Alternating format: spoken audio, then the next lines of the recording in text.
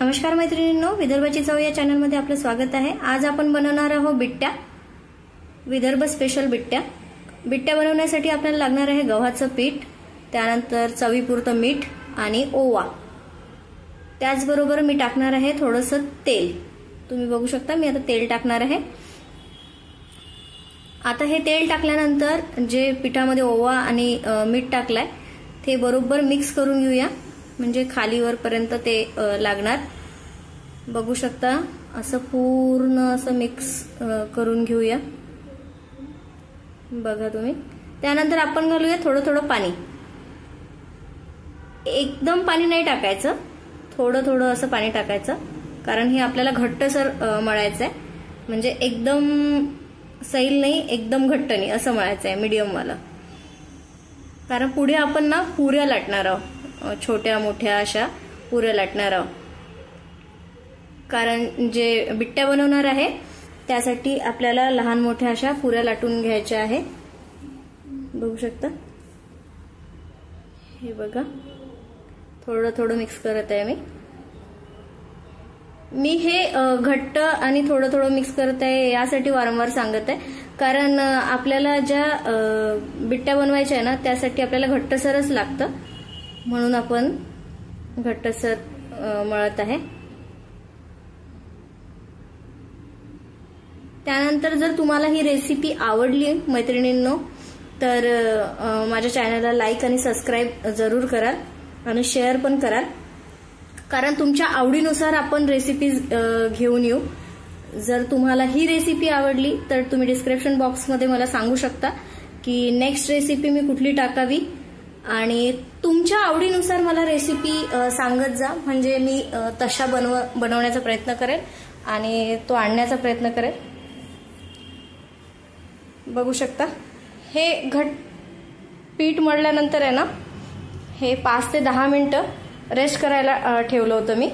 Rest करून झालेलं आहे। आता थोडंसं तेल घेऊन चांगलं असं मळत आहे। बघू शकता एकदम चांगलं मळायचं, ते मग एकदम सॉफ्ट सॉफ्ट होते, मऊ मऊ असं होते। त्यानंतर आता आपण याचे लहान लहान गोळे करून घेऊया। पुऱ्या लाटायचे आपल्याला 5-6 असे गोळे करून घेऊ। तुम्ही बघा मी लहान मोठे गोळे करणार आहे, तुम्ही सारखे केले तरी चालते, पण लहान मोठे केले तर कसं ते जेव्हा समोर आता पुऱ्या लाटणार त्यावेळेस दिसेल तुम्हाला, ते आपल्याला एकावर एक ठेवायचे आहे। एक छोटा गोळा पण तुम्ही ठेवू शकता। मी एक त्रिकोण म्हणजे गोल पोळी केल्यानंतर असा त्रिकोण पण करते, समोर तुम्हाला दिसेल, बघा। बघू शकता हे बघा, मी 5-6 पुऱ्या लाटणार आहे। मी पहिले पण 2-3 जे गोळे आहे मोठे मोठे बिट्ट्यांसाठी लागणारे ते करून ठेवलेले आहेत, कारण आपल्याकडे वेळ कमी आहे, त्यामुळे एवढं लांब मला दाखवता येणार नाही। त्यासाठी मी हे बघा गोळे, शक्यतोवर जे पुऱ्या लाटतो ना त्यासाठी पिठाचा वापर करू नका, मी थोडासा तेलाचा वापर करते। तुम्ही बघा मी थोडं थोडं प्रत्येक पुरी लाटताना थोडं थोडं तेल घेते। पहिले जमणार नाही, पण येते, ते परफेक्ट येते। जर पीठ घेतलं तर ते आपण जेव्हा पुऱ्या लाटून ठेवू ना तर त्याला हवा लागते, त्या कडक होते, म्हणून मी तेलासोबतच लाटते। बघा आता आणखी माझ्याकडे 2 पुऱ्या बाकी आहे, त्या पण मी लाटून घेणार आहे अशाच। तोपर्यंत मी काय केलं, ह्या पुऱ्या लाटतो ना आपण तोपर्यंत काय करायचं, पाणी उकळीला ठेवून द्यायचं। एका गंजात घ्यायचं, मोठा गंज घ्या किंवा छोटा गंज घ्या किंवा कुकर घ्या। कुकरमध्ये मी टाकत नाही, कारण मला त्या कुकरमधले आवडत नाही, शिट्टी होते तर त्या मऊ मऊ होते, म्हणून मी काय करते, एक गंज घेते, त्यावर एक जाडीची जी हे असते ना स्टीलच्या जाडीची जी चाळणी असते, ज्याला गहू वगैरे जाळतो आपण छोटी, तर ती घेते, त्याला म्हणजे ऑइलिंग वगैरे करून मग ते ठेवते। तुम्हाला मी दाखवणार आहे, पाणी पण उकळून ठेवलेलंच आहे। आता हे लास्ट पुरी होती, ती पण झाली आहे आपली। आता मी काय करणार, सर्व पुऱ्यांना थोडं थोडं तेल लावून घेणार, मागच्या साईडनं पण लावणार, समोरच्या साईडनं पण लावणार, आणि याची पा तुम्हाला सांगितलं होतं तसं त्रिकोण बनवणार। हे जे त्रिकोण आहे ना हे मध्ये टाकणार, म्हणजे ते जेव्हा आपण उकळी आल्यानंतर, वाफ झाल्यानंतर त्याचे लेयर्स खूप छान दिसतात. बघा आता मी एकावर एक ठेवलेले आहे. अशा सर्व ठेवून घ्यायच्या. आता मी पुढचेही टाकणार आहे. तुम्ही बघू शकता.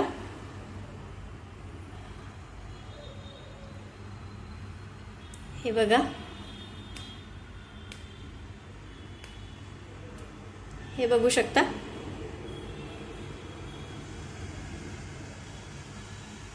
हे बघा, आता जी त्रिकोण आहे ते पण मी तिथे ठेवला. तुम्ही छोटा गोळा पण ठेवू शकता, पण मला असं आवडते कारण त्याच्या लेयर्स चांगल्या बनते.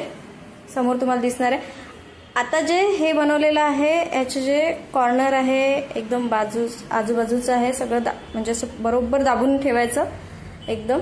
बघा, त्याचे काठ वगैरे एकदम परफेक्ट दाबून ठेवायचे. ठेवले, एकदम व्यवस्थित केलं. हे बघा, हा गोळा वाटलं तर ते काढून घ्यायचं, नाहीतर तिथे दाबता पण येते व्यवस्थित. तुम्ही करू शकता. हे बघा, मी पहिलेचे पण तयार करून ठेवलेले आहे. हे आता तुम्हाला दिसेल की मी पहिलेचे पण तयार केलेले आहेत.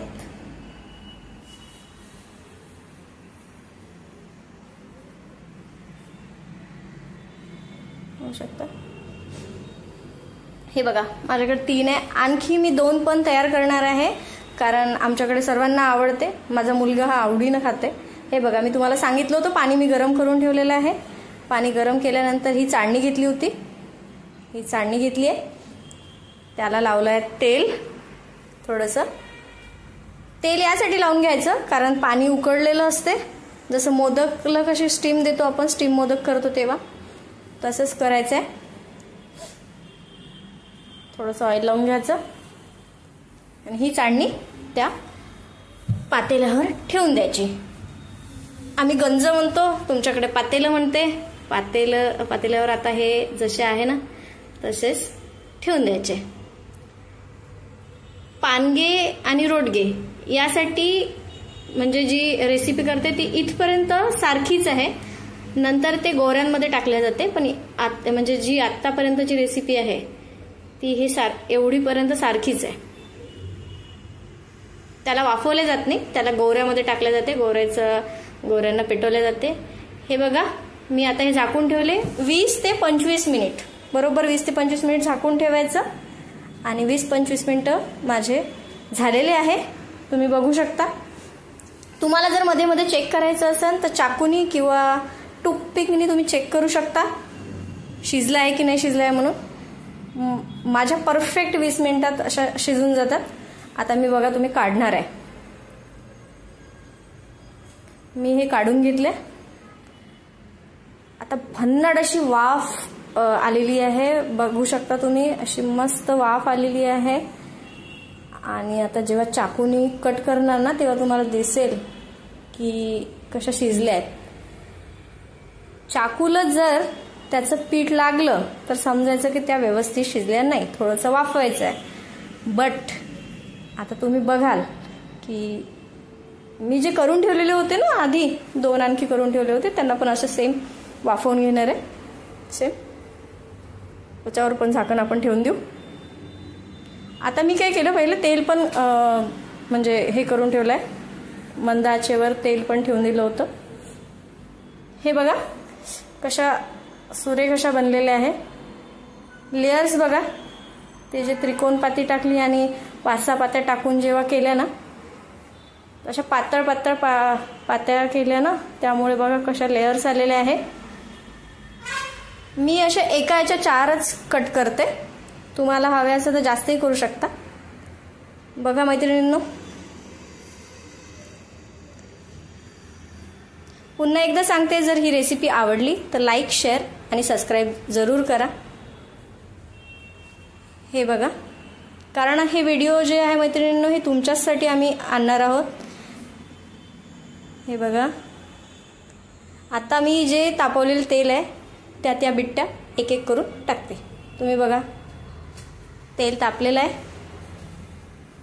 मीडियम फ्लोवर तेल ठेवायचं, कारण मीडियम फ्लेमवर जर ठेवलं ना तर अशा क्रिस्पी अशा बनते. हाय फ्लेमवर ठेवलं तरी चालते, पण हाय फ्लेमवर ना थोडासा जे क्रिस्पीपणा आहे तो कमी येते, जसा कडकपणा आहे ना तो कमी येते. जेव्हा थोडंसं कडक बनतात तेव्हा छोटे मुलं हे आवडीनं खातात सॉससोबत वगैरे. हे बघा, बघू शकता तुम्ही. मी आता सर्व टाकून घेणार आहे. तुमच्या जर समजा नाही मावल्या त्यात तर तुम्ही एक एक करून टाकू शकता. मी सर्व टाकलेले आहे बघा.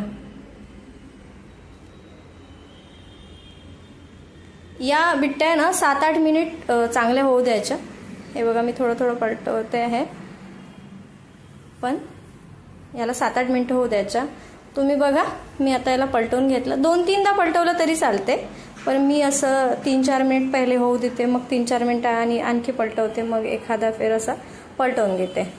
तुम्ही बघू शकता, ही बाजूची जी बिट्टी आहे याला मस्त लालसर रंग आलेला आहे. सेम बाकीच्यांना पण येत आहे, म्हणजे आपल्या बिट्ट्या परफेक्ट होत आहे. तुम्ही बघू शकता, तिथे तुम्हाला कढईत पण दिसते की किती साऱ्या लेयर्स आलेल्या आहे. हे बघा बघा बघा. मी याला वांग्याची भाजी आणि वरण, घट्ट असं वरण, त्यानंतर साजूक तूप यासोबत खाते. खूप लोक त्याला तूप आणि गुळासोबत पण खाते. आमच्याकडे तूप आणि गुळासोबत पण खूप जण खातात, खूप छान लागते. पण मला आहे ना वांग्याची भाजी आणि वरणासोबत आवडते. ते मी ऑलरेडी रेडी करून ठेवलेलं आहे, कारण व्हिडिओ हा मोठा झाला असता भाजी आणि वरणाचं जर सोबत टाकलेलं असतं तर. पुढे मी तुम्हाला दाखवणार आहे आपलं ताट कसं सजवलेलं आहे आणि कशा पद्धतीचं आहे. बघा, हे बघा.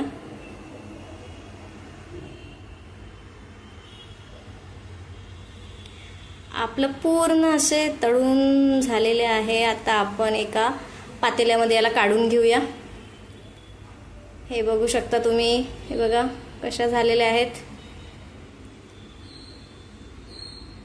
एखादा पेपर खाली ठेवा, म्हणजे तेल आहे ना थोडंसं, तेल त्याला जास्त लागणार नाही, तेल थोडंसं निघून जाईल.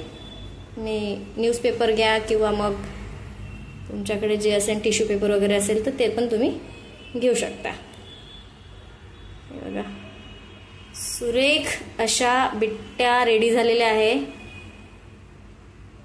थोडा वेळ लागतो, पण खायला एकदम मस्त लागतात. हे बघू शकता. हे बघा,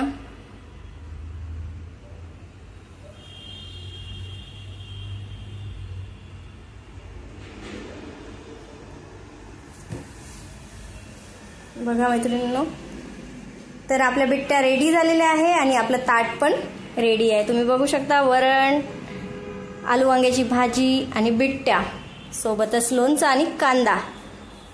थँक्यू.